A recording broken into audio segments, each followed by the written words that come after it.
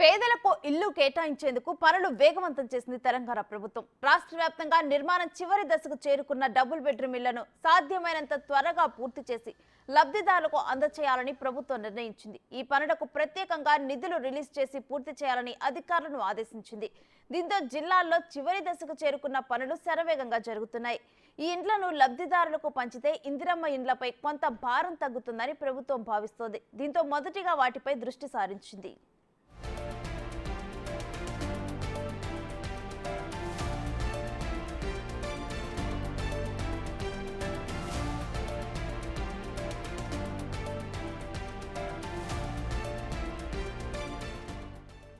Hyderabad city శివారులో కొల్లూరులో భారీ ఎత్తున డబుల్ బెడ్రూమ్ ఇళ్లను గత ప్రభుత్వం చేపట్టింది. సుమారు 16,000 డబుల్ బెడ్రూమ్ ఇళ్లను నిర్మించి ఈ ప్రాజెక్టును ప్రారంభించారు.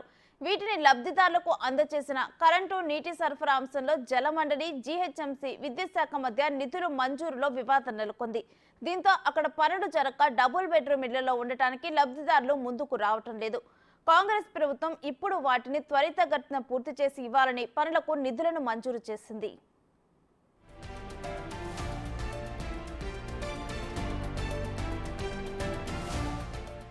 రాంపూర్, కుత్బుల్లాపూర్, పోచారం, మహేశ్వరం ప్రాంతాల్లో కూడా చివరి దశకు చేరుకున్న పనులు పూర్తి చేస్తున్నామని, వచ్చే 2 నెలల్లో పూర్తి చేసి లబ్ధిదారులకు అందజేస్తామని జీహెచ్ఎంసీ అధికారులు చెబుతున్నారు.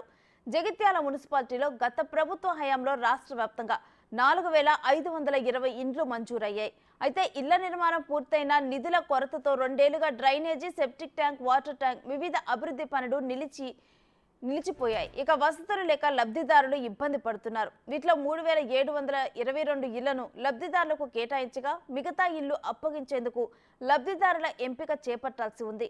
వీటన్నిటిని త్వరితగతిన పూర్తి చేసి లబ్ధిదారులకు ఇచ్చేందుకు రేవంత్ సర్కార్ ముందడుగు వేసింది.